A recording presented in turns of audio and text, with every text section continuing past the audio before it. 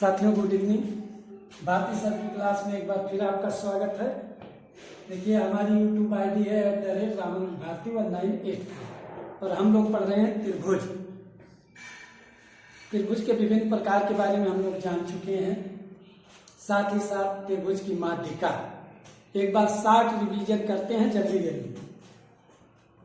कोई भी ट्रायंगल हो या त्रिभुज हो, त्रिभुज की माध्यिका त्रिभुज के किसी शीर्ष से उसकी सम्मुख भुजा पर डाला, उसकी सम्मुख भुजा के मध्य बिंदु, अगर BC का मध्य बिंदु ये है D, तो शीर्ष से सम्मुख भुजा के मध्य बिंदु को मिलाने वाला रेखाखंड ये AD ही जो है वो त्रिभुज की क्या है, माध्यिका, त्रिभुज की माध्यिका है।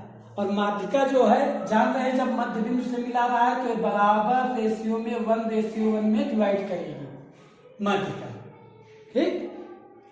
और त्रिभुज में कितनी, जब 3 शीर्ष है तो 3 माध्यिकाएं होंगी। इसके मिड पॉइंट पे यहां से ये अगर E मान लेते हैं तो BE दूसरी हो गई और तीसरी माध्यिका C से AB के मध्य बिंदु को मिलाएंगे तो अगर ये F मान लेते हैं पॉइंट तो CF तीसरी माध्यिका हो गई।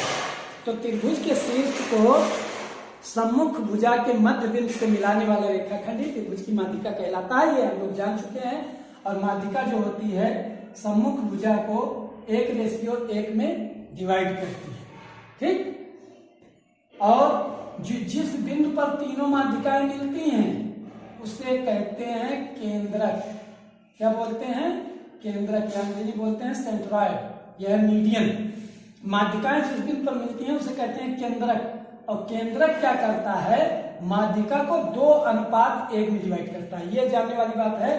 केंद्रक जो होगा वो माध्यिका को, चलिए अगर मान लेते हैं इसको, तो माध्यिका ये अगर CF है, CF ये माध्यिका है तो CG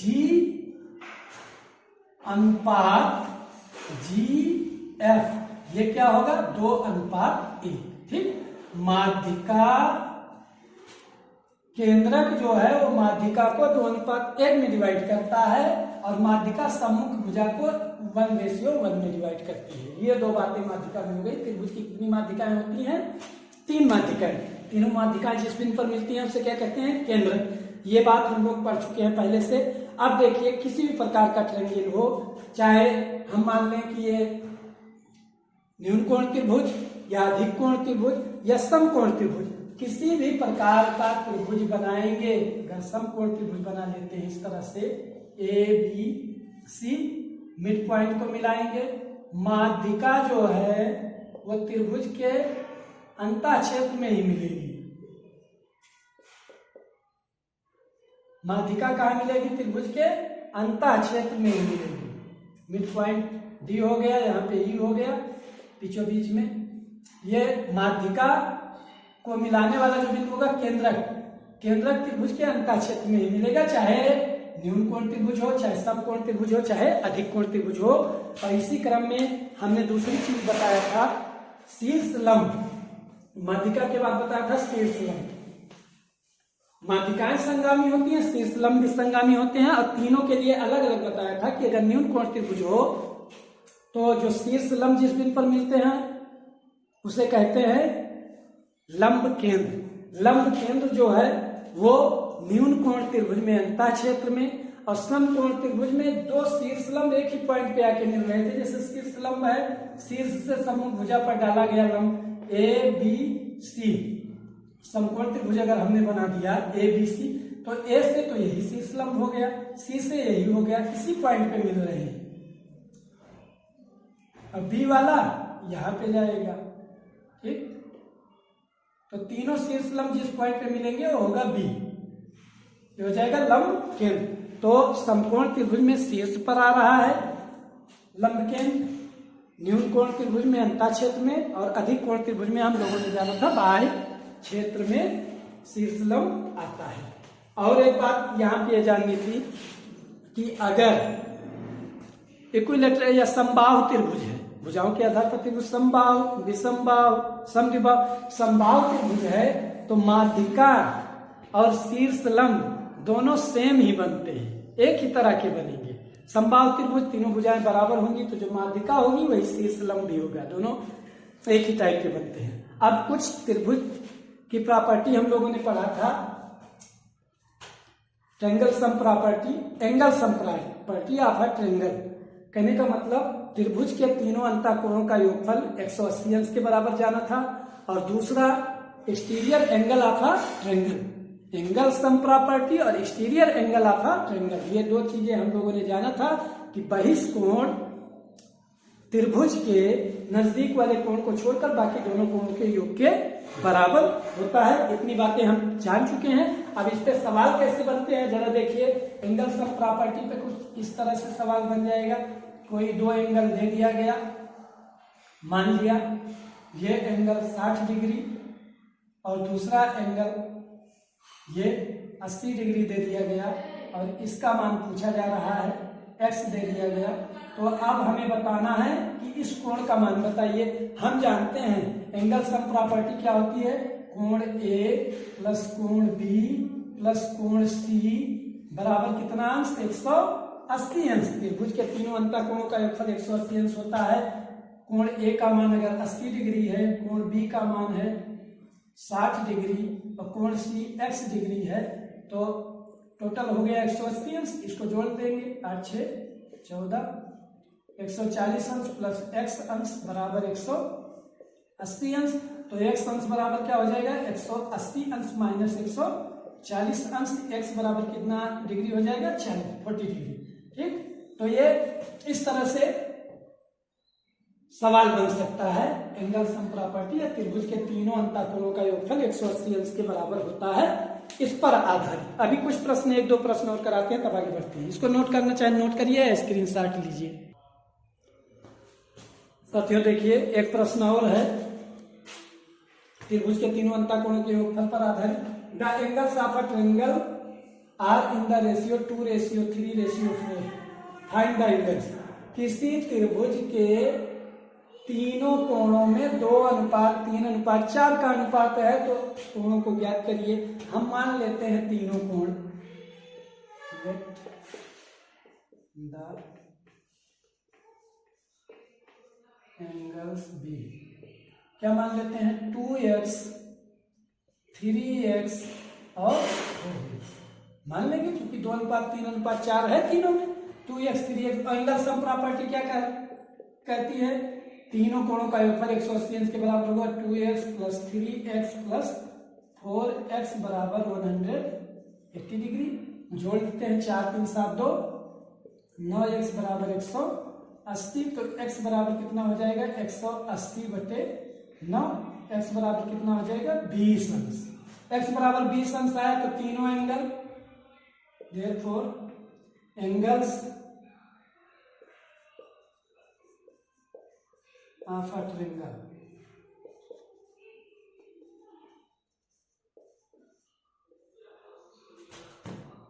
बी क्या होंगे, पहला कितना हो जाएगा, 20 का 2 गुना कितना 40 डिग्री, दूसरा 20 तियां 60 डिग्री और तीसरा 20 चौक 80 डिग्री। 60 40 100 180 देख लीजिए, 180 अंश हो गया। त्रिभुज के तीनों अंतःकोणों का योगफल 180 अंश के बराबर होता है। जल्दी से स्क्रीनशॉट लीजिए, तब एक्सटीरियर एंगल पर भी आकाश सवाल। साथियों देखिए बहिष्कोण पर आधारित एक सवाल है। त्रिभुज का बहिष्कोण हम लोगों ने जाना था, त्रिभुज की किसी भुजा को जब हम आगे बढ़ाते हैं तो जो कोण बनता है वो बहिष्कोण है। यहाँ बहिष्कोण एक क्या है, ACD 125 अंश है।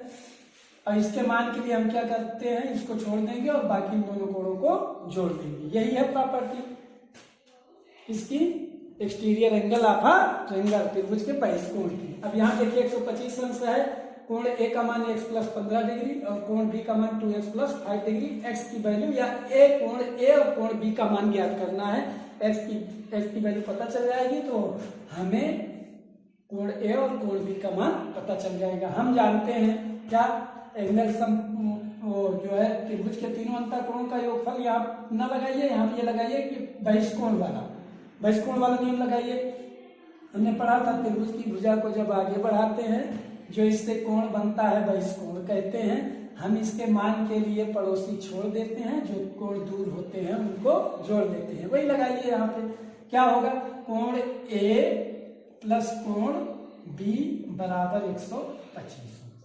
ठीक, कोण ए का मान x प्लस 15, कोण बी का मान 2x प्लस 5 बराबर 125। जोड़ दीजिए 2x और 1x, 3x प्लस 15 5 20 बराबर 125। 3x बराबर 125 माइनस 20, 3x बराबर 105 या 3x बराबर 105। 20 घटा दीजिए, x बराबर आ जाएगा 105/3, x बराबर आ जाएगा 3 3 9 3 5 9 3 55 35। x का मान आया 35, तो कोण ए बराबर, देयरफॉर कोण ए बराबर हो जाएगा x प्लस 15 है तो ये हो जाएगा 35 प्लस 15 50। ठीक, और कोण b बराबर, कोण b is equal to 2x plus 5 degree है तो हो जाएगा 2 गुणे 35 प्लस 5, 35 दूना 70 प्लस 5 कितना हो जाएगा 75। 50 अंश और 75 अंश जोड़ के देख लीजिए, 7.12 120 और 125 एक्सटीरियर एंगल के बराबर, बहिष्कोण के बराबर आ गया त्रिभुज के। बाकी जो पड़ोसी को छोड़ के जो कोण दोनों बच रहे हैं उनका योगफल।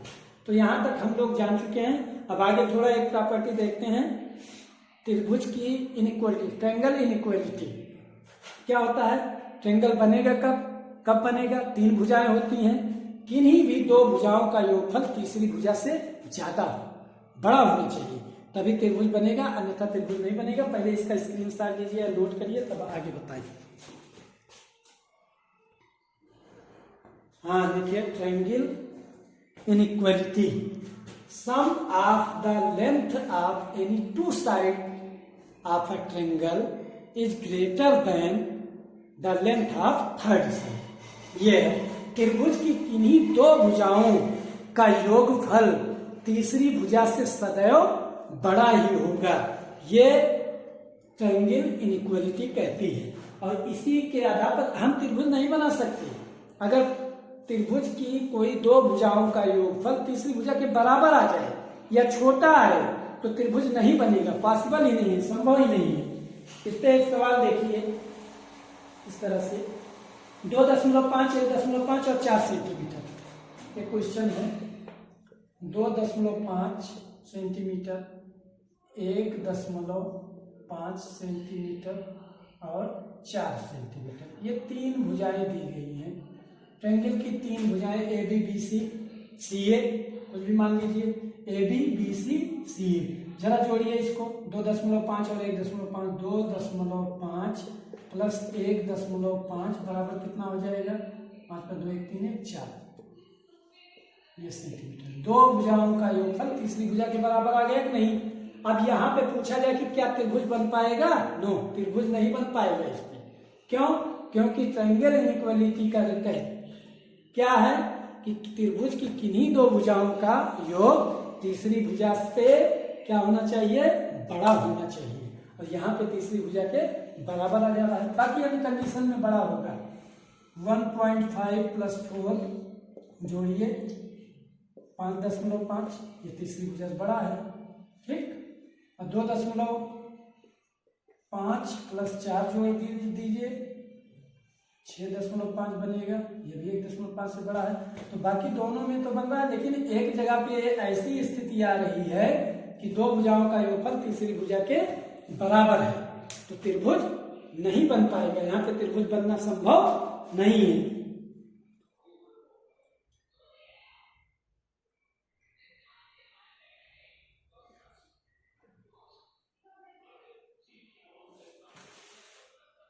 ग्यारह 12 13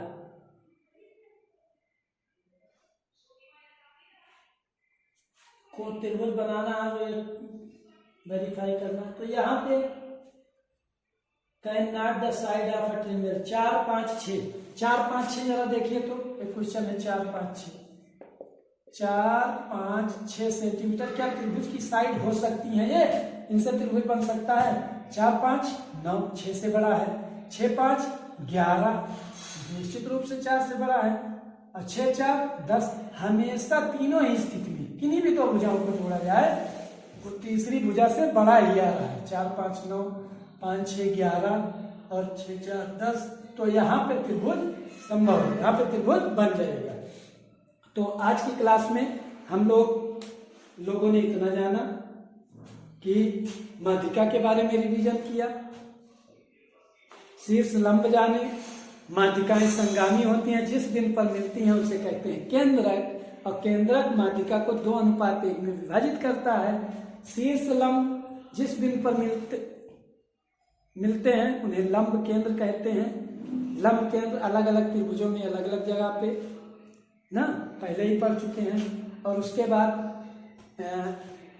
त्रिभुज के तीनों अंतःकोणों का योगफल 180 अंशों के बराबर होता है। बहिष्कोण के बारे में जाना, एक क्लास पूरी हम पढ़ चुके हैं उसमें पिछली क्लास में। और उसके बाद ट्रायंगल इनइक्वालिटी आज जाना कि त्रिभुज की किन्हीं भी दो भुजाओं का योगफल तीसरी भुजा से सदैव बड़ा होना चाहिए। तो आज की क्लास में इतना ही। कल हम लोग पाइथागोरस प्रमेय और पाइथागोरियन त्रिक के बारे में जानेंगे। पाइथागोरस प्रमेय पर सवाल कैसे हल करेंगे, ये सारी चीजें देखेंगे। आज की क्लास में इतना ही। हंसते रहिए, मुस्कुराते रहिए और भारती सर की क्लास ज्वाइन करते रहिए। इन्हीं बातों के साथ जय हिंद।